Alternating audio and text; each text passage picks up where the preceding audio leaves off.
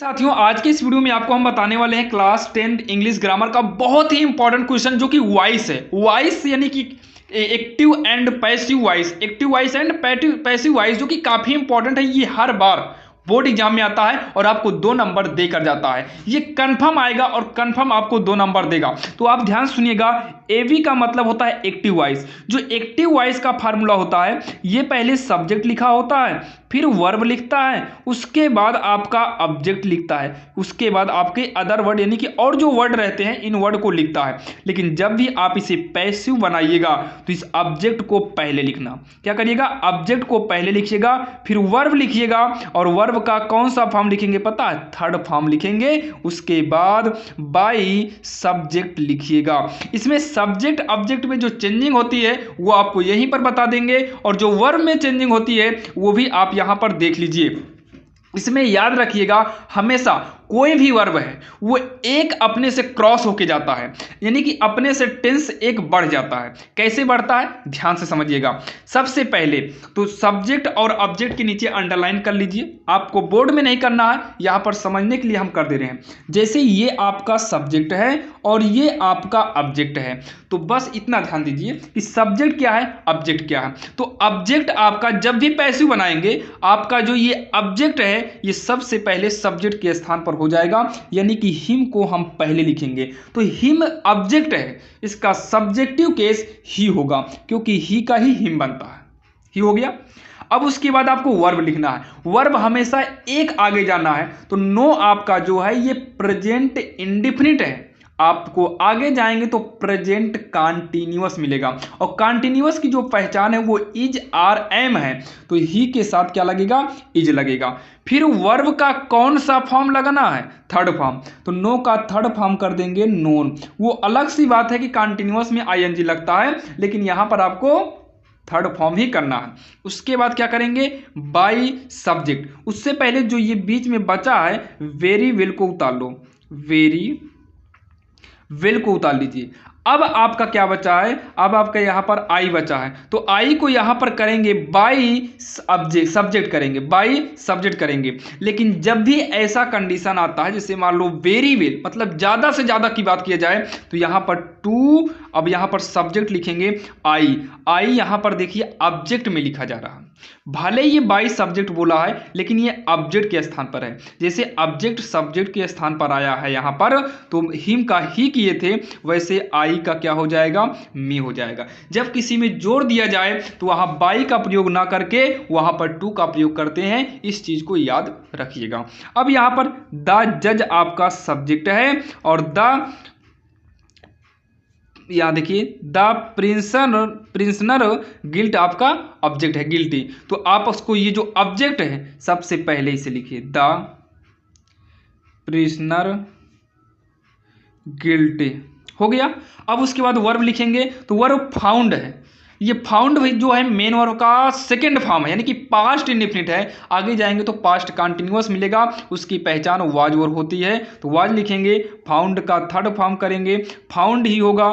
फिर यहां पर क्या लगाएंगे, बाई सब्जेक्ट, द जज है, द जज, फुल स्टॉप हो गया। जो चेंजिंग होगा उसे आप चेंज करिए, जिससे आई का मी हुआ था किए थे। अब यहां पर ये आपका थर्ड पर्सन है, ये चेंज नहीं होता है, कोई दिक्कत नहीं। इसमें आपको समझ में आ रहा होगा, कोई दिक्कत उगत नहीं है। अब यहां देखिए, जैसे देखिए जो चेंजिंग था इसमें चेंज किए, इसमें जो चेंज नहीं हुआ उसे चेंज नहीं किए, कोई दिक्कत नहीं। जैसे तीसरे में देखिए, प्यूपल आपका क्या हो गया, सब्जेक्ट, और ऑलवेज आपका वैसे यूज होता ही है। एडमायर आपका वर्ब है। ये द फ्रीडम फाइटर आपका क्या हो गया, ऑब्जेक्ट हो गया। तो इस ऑब्जेक्ट को उठाएंगे और पहले लिखेंगे द फ्रीडम फाइटर्स, ये हो गया आपका पहले। अब उसके बाद वर्ब लिखेंगे। एडमायर आपका मेन वर्ब का जो है ये फर्स्ट फॉर्म है, तो फर्स्ट फॉर्म है तो प्रेजेंट का हुआ, और ये प्रेजेंट कंटिन्यूअस में जाएगा, यानी कि इज आर एम में जाएगा। तो जब इसे इज आर एम में ले जाएंगे तो द फ्रीडम फाइटर्स प्लूरल है, तो प्लूरल के हिसाब से आर करेंगे। एडमायर का थर्ड फॉर्म करेंगे, क्योंकि वर्ब का फिर पुनः क्या करना है, थर्ड फॉर्म।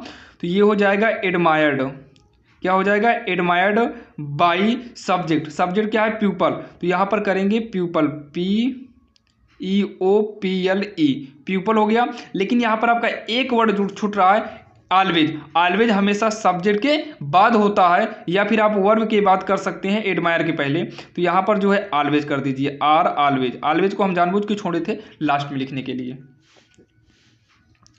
अब यहाँ पर देखिए चौथा नंबर, ये आपका सब्जेक्ट है और नेवर आपका, नेवर माने नहीं हो, मतलब कुछ नहीं होता है, ये वर्ब, ये आपका हो गया आपका ऑब्जेक्ट। तो ऑब्जेक्ट को उठाएंगे पहले, तो ऑब्जेक्ट जब पहले जाएगा तो क्वालिटी का क्यू भी क्या हो जाएगा, बड़ा हो जाएगा, क्वालिटी। नेवर आपका ऐसे ही पड़ा रहेगा, लेकिन यहाँ पर क्वालिटी के हिसाब से क्या लगेगा, यहाँ पर सेकेंड फॉर्म है, सेकेंड फॉर्म है यानी कि पास्ट का है, तो पास्ट के हिसाब से वाज लगेगा। अब यहाँ पर आप नेवर को उतार लीजिए, अब इसको लिखिए आप क्या है, कम प्रोमिस्ड, इसका थर्ड फॉर्म भी यही होगा। अब यहाँ पर बाई मिस्टर, मिस्टर का यम हमेशा बड़ा ही रहेगा, जीसलर, फुल स्टॉप कर दीजिए, हो गया। यहाँ पर दिया क्या, the teacher beat the mischievous boy, तो ये सब्जेक्ट हो गया, ये ऑब्जेक्ट हो गया। करना क्या है, ऑब्जेक्ट को उठाकर पहले कर लो, ऑब्जेक्ट को उठाइए और यहाँ बीच में सी है, ऑब्जेक्ट को उठाकर पहले कर लीजिए। अब उसके बाद यहाँ पर वर्ब रहेगा, तो बीट आपका सेकेंड फॉर्म है, इस हिसाब से यहाँ वाज कर दीजिए, क्या कर दो, वाज कर दीजिए। अच्छा बॉय ने लिखे क्या, मिस्चीवियस बॉय वाज, बीट का थर्ड फॉर्म करेंगे, बीटेन हो जाएगा। बाई सब्जेक्ट, सब्जेक्ट क्या है, द टीचर, द टीचर, कोई दिक्कत नहीं, ये भी आपका फाइनल हो गया। अब यहाँ पर दिया है डिड, तो सब्जेक्ट ये है, ऑब्जेक्ट ये है, तो इस सब ऑब्जेक्ट को सब्जेक्ट बना दो। ध्यान देना, ऑब्जेक्ट हमेशा सब्जेक्ट के ही जगह पर आता है, तो यहां पर द टाइगर हो गया। अब डिड जो है ये चेंज होता है वाज में, बाकी इसके सारे रूल अभी लास्ट में आपको हम बता रहे हैं कौन किस में चेंज होता है। देखिए अगर कोई फर्स्ट फॉर्म है तो ये इज आर एम में जाएगा, अभी आपने जैसे देखा फर्स्ट फॉर्म मिला था इज आर एम में किए थे, इसको आप अच्छे से नोट कर लीजिएगा। और जैसे सेकेंड फॉर्म है तो ये वाज वर्ब में जाएगा, वाज वर्ब में जाएगा। और जैसे यस या ईएस लगा है वर्ब में, तो ये भी आपका इज आर एम में ही जाएगा, इज आर एम में। और जैसे मान लीजिए डिड है, ये भी वाज वर्ब में जाएगा। और डज हो, डू हो, तो ये भी आपका किस में जाएगा, इज आर एम में जाएगा, इज आर एम में जाएगा। इतना लिख लीजिए, बाकी जैसे जैसे आपको मिलता जाएगा वैसे वैसे आपको हम बताते चलेंगे। ये आपका ऑब्जेक्ट था, तो ऑब्जेक्ट हमेशा सब्जेक्ट के ही स्थान पर जाएगा। तो वर्ब का जगह छूटा था, तो डिड किस में चेंज हो गया, वाज में। किल आपका जो है थर्ड फॉर्म करेंगे, किल्ड होगा। अब पारी आई इसकी, तो इसके स्थान पर हो जाएगा बाई सब्जेक्ट यानी कि बाई रामू। और आप ध्यान दीजिएगा लास्ट में आप क्वेश्चन मार्क है, लगा रहने दो क्वेश्चन मार्क को। इतना ध्यान देना, जहां पर वर्ड छोटा बड़ा करना है आप सिचुएशन के हिसाब से आप छोटा बड़ा करते चलिए। और इसके बाद का जो वीडियो बनने वाला है वो पंक्चुएशन पर आधारित होगा, उसको भी आप देख लीजिएगा, वहां से भी आपका 2 नंबर कन्फर्म है। यानी कि आपको हमने नरेशन बता दिया है, ये वॉइस चल रहा है, इसके बाद पंक्चुएशन बताएंगे, 2 तिहाई 6 नंबर आपका बोर्ड में कन्फर्म आएगा, फिक्स है। और यहाँ देखिए जब प्लीज आ जाए, क्या जाए, जब प्लीज आ जाए तो प्लीज वाले में याद रखिएगा, यहां पर आपको शुरुआत करना होगा यू आर रिक्वेस्टेड।